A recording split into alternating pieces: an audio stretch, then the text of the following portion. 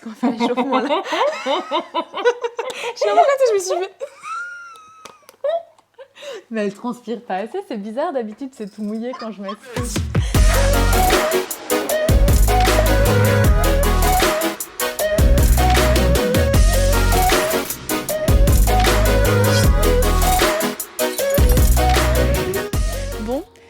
Salut à toi, salut tout le monde. Aujourd'hui, on va faire un test d'effort, ou plutôt un nouveau test d'effort, parce que j'en avais déjà fait un au mois de janvier.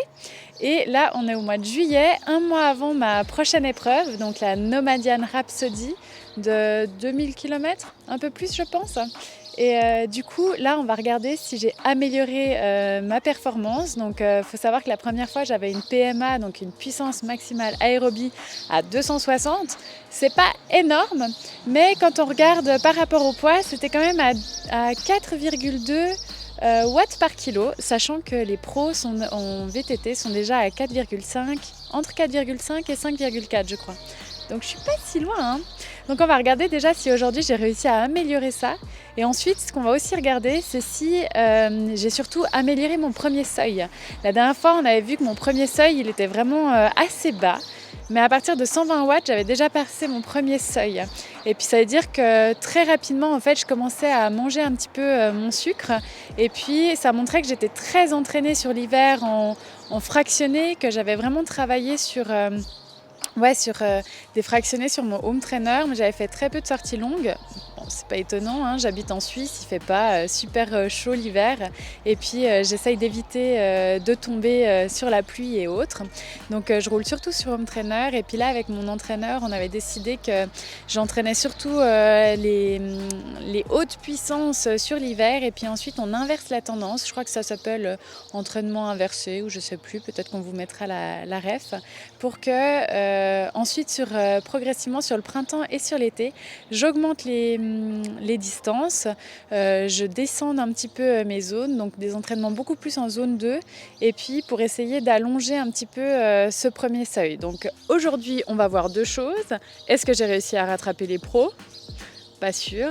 Et surtout, est-ce que j'ai réussi à repousser ce premier seuil ? Bon, on y va. Je crois que je vais d'abord aller me changer et puis on se retrouve directement vers Amélie.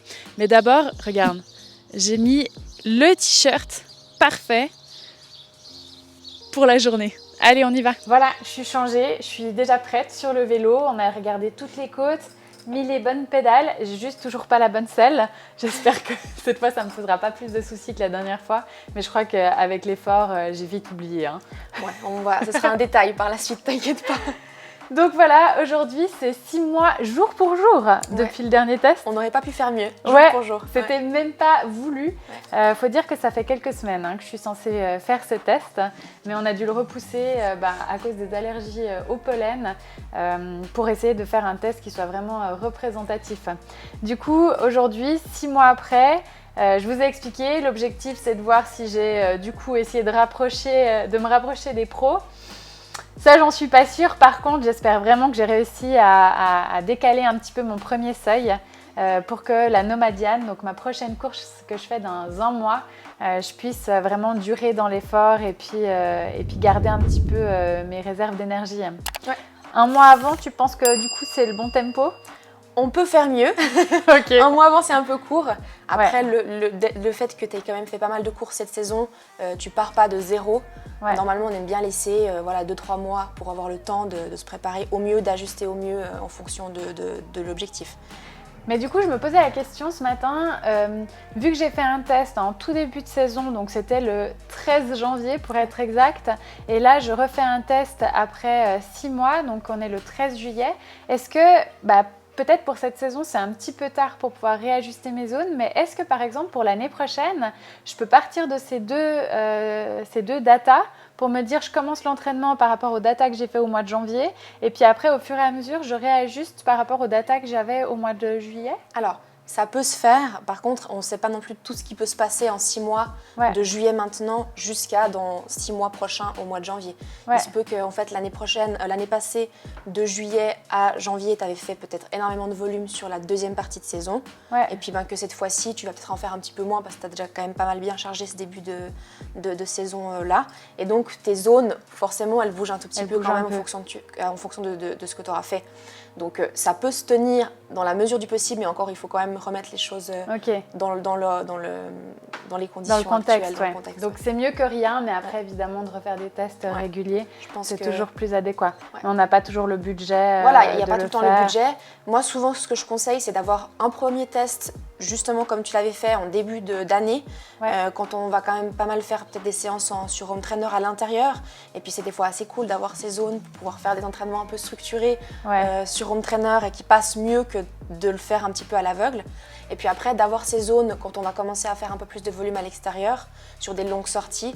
Là, ça a aussi son intérêt. Puis ça a aussi son intérêt de pouvoir justement ajuster en fonction des échéances et des événements de l'été. Ouais. Mais maintenant, je réalise, je t'ai pas laissé te présenter. Alors, qui es-tu, Amélie? Amélie, donc oui, moi c'est Amélie. Je suis physiologiste de l'exercice, préparateur physique également. J'ai créé Test & Perf qui permet d'accompagner les sportifs principalement d'endurance. Donc je propose dans un premier temps des tests d'effort, après de l'accompagnement, de la planification d'entraînement à distance, mais aussi en présentiel avec du coaching. Et puis dans mon parcours, moi j'ai fait les sciences du sport à l'université. Puis après je me suis spécifiée plutôt dans la physiologie de l'exercice, entraînement, performance, pour pouvoir accompagner au mieux des sportifs de tout horizon, avec des objectifs un peu variés, quoi. Ouais, donc tu es hyper calée, ça va de l'amateur au sportif d'élite. Ouais, je dirais que j'ai quand même pas mal de profils différents, puis c'est ce qui fait un petit peu la richesse aussi de l'accompagnement, parce qu'il faut s'adapter au niveau, aux objectifs, aux envies, aux besoins, et puis ça c'est cool. Génial, en tout cas c'est une chance d'être là aujourd'hui. Donc moi je me suis préparée un peu comme si je préparais une course. Donc j'ai réduit un petit peu la charge d'entraînement ces derniers jours. J'ai fait attention de ne pas boire d'alcool, en tout cas cette dernière semaine, parce que en tout cas moi je sais que je ressens assez rapidement l'effet de l'alcool si je bois une bière ou un verre de vin. Donc là j'ai essayé d'éloigner ça. Et puis sinon, hier j'ai mangé des féculents. J'ai essayé de ne pas manger de légumes ou comme ça pour pas que ça me barbouille. Et puis de nouveau ce matin, un petit déjeuner complet 3 heures avant l'épreuve, comme une course au final. Hein. Donc on ne change pas une équipe qui gagne. Le but, tu m'as dit aussi, c'est de venir en condition que je puisse finalement faire le comparatif avec une épreuve. Voilà, c'est exactement ça. Le plus standard possible, ton petit déjeuner comme tu as l'habitude de le prendre, 3 heures avant pour avoir le temps de digérer et puis on est bon. Ok, génial. Je crois qu'on va gentiment commencer. Est-ce que tu arrives juste à me rappeler, je ne me rappelle plus maintenant, mais grosso modo, le protocole et puis ce que tu vas mesurer? Parce que là, pour l'instant, j'ai encore peu d'appareillage. Hein. Alors, ça va venir. Là, on n'a encore pas commencé l'échauffement. Ensuite, le test, ça va être un test avec une charge progressive jusqu'à ce que ça devienne très très dur. C'est la mort subite, quoi. On commence sur un petit bout de plat, puis gentiment on commence le col, et puis le but c'est d'aller le plus loin possible avec une ascension de plus en plus abrupte. C'est un petit peu ça l'image. Après, le but c'est de pouvoir aller jusqu'à épuisement, donc jusqu'au maximum de tes capacités actuelles aujourd'hui. On va mesurer plusieurs choses. Donc dans un premier temps, on a une ceinture de fréquence cardiaque qui permet de mesurer en continu l'évolution de ta fréquence cardiaque, tout ce qui se passe au niveau cardiovasculaire. On va te mettre un masque qui permettra aussi de mesurer ce que tu consommes comme oxygène. Ça, c'est ce que je déteste. Pas très agréable, mais en même temps, c'est juste pour analyser. Il n'y a pas vraiment on ne manque pas d'air, mais on a l'impression que. Donc, analyse de ce que tu consommes comme oxygène, production de CO2, comment est-ce que tu respires, ventiles à l'effort. Et puis, dernière chose, on va aussi mesurer avec une petite goutte de sang au bout du doigt ta production de lactate, qui nous permet aussi de savoir un peu dans quelle filière énergétique tu es, quel substrat énergétique est-ce que tu privilégies à quel moment de l'effort. Puis ça, c'est justement ça qui était super utile pour voir ce premier seuil, finalement, qu'on va essayer de tester aujourd'hui, quoi. Donc ce premier seuil, les seuils, on les mesure vraiment combinés avec le lactate et les échanges gazeux. Puis là, on est vraiment ultra précis sur... à quel moment est-ce qu'on passe dans une zone un petit peu différente, quoi. Et puis c'est ça qui fait toute la différence avec le test de PMA qu'on peut faire sur Swift, où on prend ni les échanges gazeux, ni le lactate. Et puis du coup, ce premier seuil, moi, j'avais pas moyen de le savoir avant de venir te voir. Ouais, c'est ça. Ouais, je pense qu'avant ça, tu te basais plus sur tes pourcentages exactement. liées à ta PMA ou à un test de FTP que tu aurais pu faire sur vélo. Et puis là, on est vraiment avec tes propres pourcentages à toi, qui bougent un tout petit peu, mais voilà. C'est ça. Ou alors le ressenti, parce que souvent on dit que finalement le premier seuil, c'est on ne l'a pas atteint tant qu'on peut encore s'exprimer sur le vélo. Par contre, j'ai l'impression que l'ego fait en sorte que généralement tu vas beaucoup plus loin que ton seuil et tu parles toujours sur le vélo, donc tu es content. Voilà, c'est ça. On arrivera toujours à raconter une histoire. Après, c'est un peu moins fluide de temps en temps, donc difficile à savoir à partir de quand est-ce qu'on n'est plus dedans, quoi. Ok, génial. Bon, on va s'équiper et on y va. C'est parti, allez, let's go. Alors, tu peux commencer à pédaler. On a un bon échauffement là. Si c'est facile, tu respirais par le nez. Ah oui. Tout d'un coup, elle s'est rappelée qu'elle... Finalement, j'ai quand même mal aux jambes. Non, ça va. On a ajusté le vélo, ça a déjà lancé, donc... Tac. On voit plus que j'ai des cernes. C'est bon? Attends, je te mets. Je peux te prendre une petite goutte de sang? Ouais. Là. Je saigne. Ouais. Faut pas que j'appuie, quoi. Non, arrête, les gens ils vont pas vouloir venir chez moi si tu montes ça. Arrête, Tu vas chez Amélie? ça c'est... Bon, alors je vais lancer les gaz, enfin je lance le premier palier officiel si tu veux à 70 watts. Et puis on commence pendant 3 minutes à 70 watts. Ça marche? Regarde pas trop, fréquence cardiaque machin, tu peux juste regarder là. Comme ça tu sais combien de temps il te reste dans chaque palier. Ok. Et si on mettait de la musique? Leur style. Comme ça on est dans les vraies conditions de tout. Parce que ça dans les oreilles. C'est vrai? Non. Comment tu ressens? Hein? Ouais.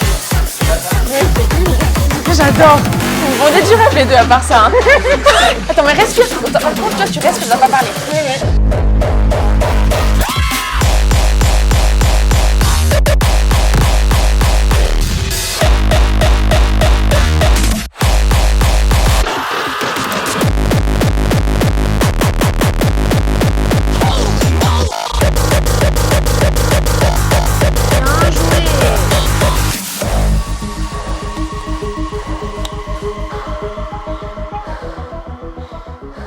Bon, c'est bon, je suis douchée. Là, j'ai arrêté de transpirer.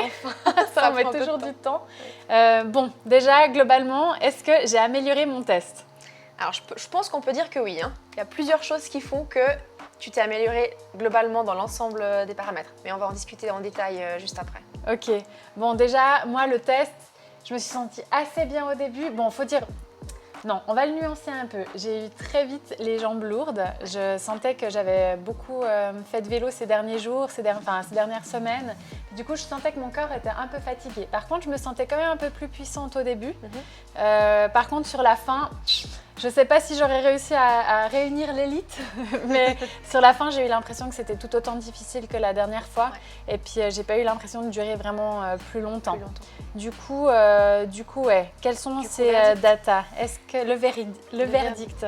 Alors, pour ceux qui voulaient savoir si elle avait augmenté sa PMA, donc sa puissance maximale aérobie, la puissance à laquelle elle consomme son maximum d'oxygène, donc sa VO2 max. Le plafond. Le plafond, là où on atteint vraiment les capacités maximales de notre taille de moteur, finalement. Ouais.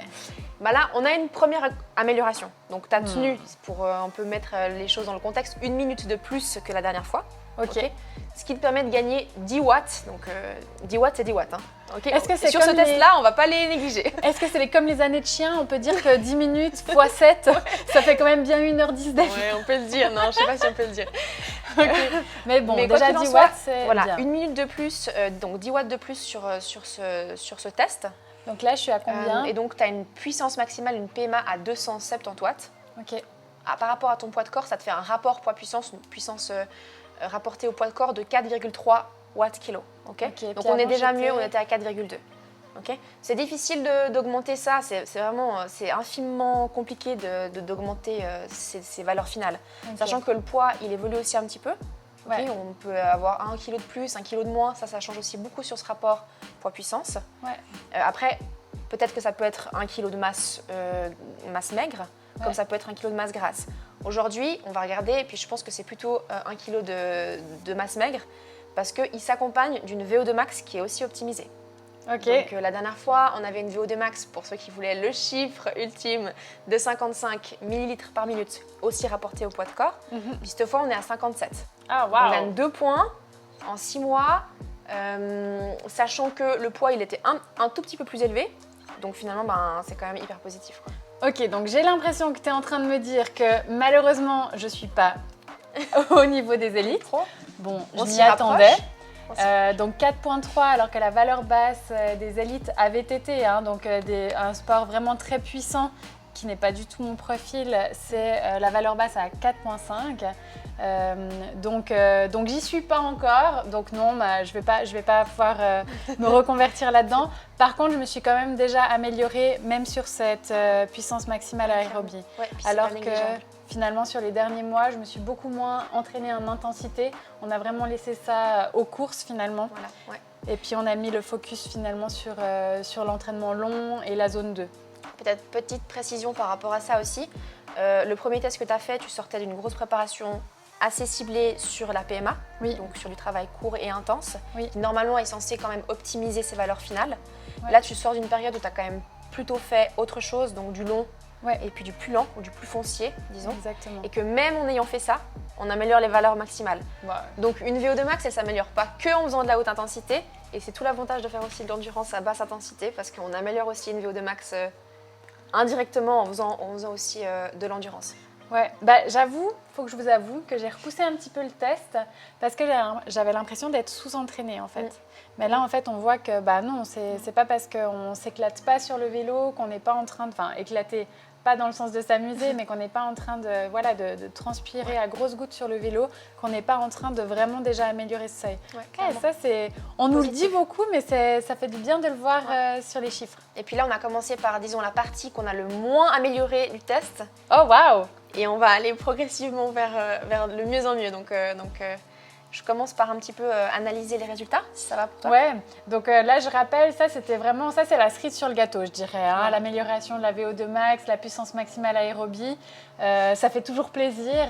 Mais là l'objectif, ce sur quoi tu m'avais vraiment mis en vigilance la dernière fois, c'est que j'étais très bien entraînée justement sur les intervalles, mais que finalement ce qu'on cherche dans ma pratique, c'est plutôt d'allonger cette zone où on va pas peu consommer d'énergie pour que je puisse durer en course, parce que je le rappelle, la Nomadian Rhapsody c'est dans un mois tout pile et c'est plus de 2000 km. Donc là le but c'est vraiment que j'arrive à pas utiliser trop rapidement mon énergie. Clairement. Et du coup, la dernière fois je me rappelle que mon premier seuil c'était à 120 watts. Ouais, 120 watts, oui. Ça arrivait très très vite. Oui. C'était clairement une notion qu'on devait améliorer au vu de ton profil et puis des watts que tu étais capable de développer sur la fin du test. Ouais. En proportion, c'était quand même un pourcentage qui était relativement faible, sur lequel on avait vraiment de quoi travailler pour l'optimiser. Ok, Ouais. donc maintenant, dis-nous, où est-ce que je me situe? Alors, on va regarder tout ça. Donc, en combinant encore une fois les échanges gazeux plus la lactatémie qu'on a mesurée en continu pendant le test, régulièrement, on s'aperçoit que ton premier seuil d'endurance, donc ton premier seuil lactique ventilatoire, il apparaît bien plus tard qu'avant. Donc avant, on avait un premier seuil qui apparaissait autour des 120 watts. Okay. Aujourd'hui, on a une stabilité qui va jusqu'à 170 watts. Wow. Donc ton premier seuil arrive à 170 watts. Donc je pense que c'est quand même pas du tout négligeable. Ça c'est assez impressionnant quand même, cette amélioration-là. Pourquoi on le met là? Ce qui se passe en fait avant, c'est que tu as vraiment des valeurs de lactate qui sont hyper stables jusqu'à 170 watts, qui nous montrent qu'en fait toi tu privilégies l'oxydation des graisses plus longtemps qu'avant. Ouais. Okay, donc tu oxydes mieux tes graisses et plus longtemps. Okay, ce qui te permet du coup d'épargner tes sucres, tes substrats, ton glycogène pour plus tard. Et puis on voit que toutes ces valeurs-là, elles sont stables jusqu'à 170 watts. Et à partir de 170 watts, on a une première rupture de stabilité où l'organisme rentre dans une autre phase finalement. D'accord. Ouais. Donc c'est pas des frontières hyper strictes, mais il y a un changement d'état interne qui se fait à ce moment-là. Ouais. Pareil pour la ventilation, c'est à ce moment-là qu'il y a les premières adaptations qui se créent à partir de 170 watts. Okay. Donc aujourd'hui, ton premier seuil lactique et ventilatoire, il se situe à 170 watts. C'est une énorme amélioration par rapport à la dernière fois. Surtout que si on compare aussi le stress cardiovasculaire, donc l'augmentation de ta fréquence cardiaque, on voit qu'elle est linéaire tout le long du test. On a tendance à avoir un peu un plateau sur la fin de l'effort, ce qui est normal, tout comme la VO2 max. Au bout d'un moment, on atteint un plateau, on atteint nos valeurs finales maximale sur la fin du test. Qui montre aussi que en fait, j'aurais pas pu continuer le test beaucoup plus loin. Ouais, c'est ça. C'est toujours rassurant de savoir que en fait, des fois on se demande si c'est notre tête qui nous a fait arrêter ou si c'est vraiment les jambes et le souffle. Ouais. Donc là, j'aurais pas pu aller vraiment plus loin. Tu n'aurais pas pu aller plus loin, sachant aussi que tes valeurs de lactatémie sont relativement hautes. Donc elles sont vers les 13 millimoles pour ceux qui connaissent un petit peu ces valeurs-là. C'est assez haut et ça montre que tu t'es bien mis dans le rouge. Donc musculairement, on avait quand même aussi atteint des limites aujourd'hui. Ouais. Si on compare aussi ces valeurs finales par rapport au test précédent, tu avais atteint une lactatémie finale presque semblable à celle-ci, avec une fréquence cardiaque qui était relativement semblable aussi. Donc finalement, ton stress cardiovasculaire, tes capacités max cardiaques aujourd'hui, on les a atteintes. Il n'y avait pas de marge réellement possible aujourd'hui. Donc ça, c'est plutôt bon signe. Ça montre que tu as su te mettre dans le rouge aujourd'hui. Ouais. Ok. Moi j'ai une question pour toi parce que c'est vrai que sur la première vidéo, donc, on avait expliqué que mon coach il avait vraiment privilégié ses entraînements en intensité finalement sur l'hiver. Je crois qu'on appelle ça l'entraînement inversé ou la charge inversée. Et puis que finalement au bout d'un moment on switch sur des sorties plus longues, ce qui permet aussi de se caler finalement sur la météo, d'être plus à la maison sur le home trainer en début de saison où on n'a pas envie de passer des heures sur le vélo et puis d'inverser au fur et à mesure que la météo aussi devient plus clémente et puis là de faire de la zone 2. Beaucoup de personnes avaient un petit peu critiqué ça sur les réseaux en disant mais finalement toi tu fais de la longue distance donc ça ne sert à rien ce que tu es en train de faire. Mais là j'ai l'impression que le test montre que finalement c'était vraiment un bon pari en tout cas avec moi, non ? Ouais, je pense que là, il n'y a pas grand-chose à dire par rapport à ça. Là, tu as un premier seuil qui est hyper bon au vu de la période de l'année et des compétitions que tu as en ce moment. Donc, je pense que d'avoir maintenu et puis créé un petit peu cette base de haute intensité, de tolérance, de résistance à la haute intensité, c'était bénéfique. Ça t'a permis d'avoir aussi la possibilité assez rapidement de te mettre dans des ascensions peut-être à l'extérieur qui sont assez exigeantes sans être trop dans le rouge trop vite. Ouais. Puis par contre, d'encaisser le travail foncier sur la période estivale. Ouais, clairement là, moi je ressens que je peux faire 300 km, je me sens peu fatiguée après, physiquement, même mon organisme n'est pas fatigué après ce genre d'événement. Oui. Puis il y a une deuxième chose aussi qu'on peut rajouter, c'est que là tu es en période de compétition, tu t'es inscrite quand même à passablement beaucoup de compétitions longues, donc des choses assez longues qu'on a un peu l'habitude de rencontrer chez tout le monde, chez la plupart des gens. Et puis donc ces longues compétitions ou sorties ou courses finalement, on crée aussi une grosse base d'endurance.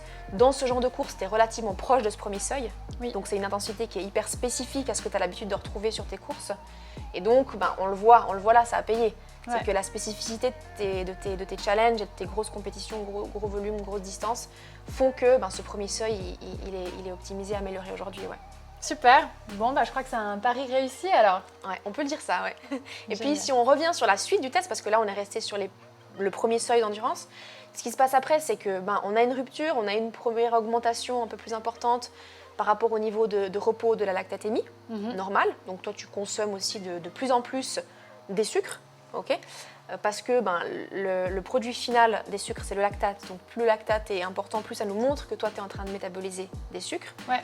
Et puis après, à partir de 230 watts, là, on a une cassure un peu plus importante, un peu plus exponentielle de ces valeurs-là, qui s'accompagne au niveau ventilatoire, tu commences à hyperventiler, parce qu'on a des, pour pas trop aller dans les détails, mais on a des ions H+, du CO2 qui commence à s'accumuler dans l'organisme, qu'on doit tamponner et qu'on doit éliminer, donc on doit hyperventiler. On est obligé à ce moment-là. Et ça nous montre, ça montre en fait le passage entre un effort dit élevé puis un effort sévère. Donc ce deuxième seuil-là, où les gens qui peut-être ont l'habitude de se référer à une valeur de FTP, on est assez proche de cette valeur-là, pas tout à fait, mais on est assez proche de cette notion-là.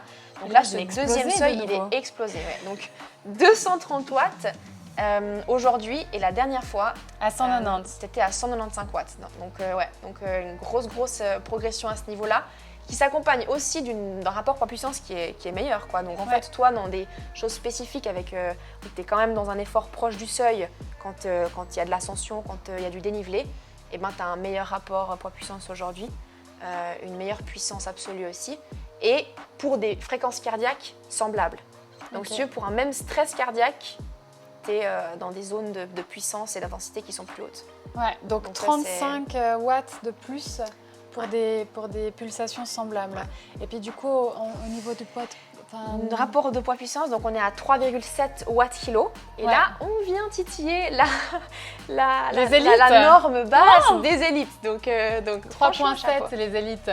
Donc finalement, le premier pari, il est presque atteint aussi. Ouais. Donc dans la chose un peu plus spécifique, tu vois, du seuil, de peut-être que ce que tu as un petit peu vécu ces derniers temps sur des entraînements un peu plus exigeants, bah, on voit vraiment cette amélioration. Ouais.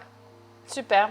Bah merci. Donc voilà, donc pour un peu résumer, si tu veux, l'amélioration de tous ces paramètres, ce qu'on voit, c'est que au niveau de la fréquence cardiaque, au niveau du lactate, on a une progression qui est relativement semblable.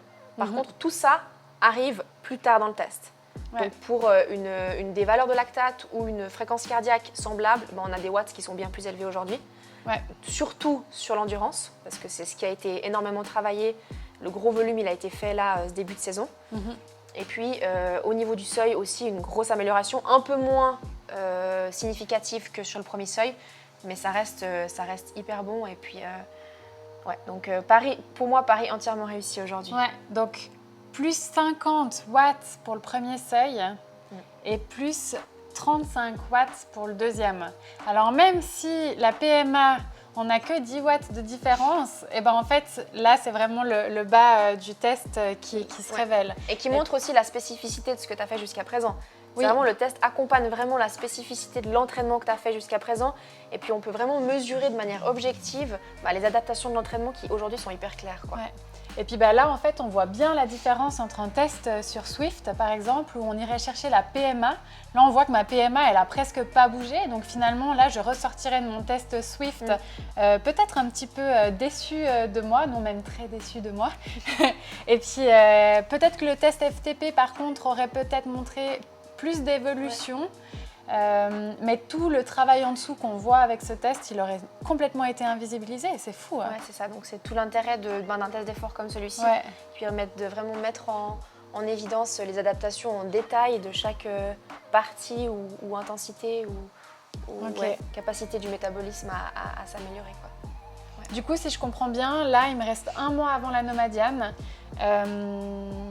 Si je comprends bien, ça veut dire que je vais adapter un petit peu mes zones d'entraînement pour que quand je fais de la zone 1, zone 2, en fait, je peux aller vraiment plus loin, donc de peut-être un peu moins me limiter.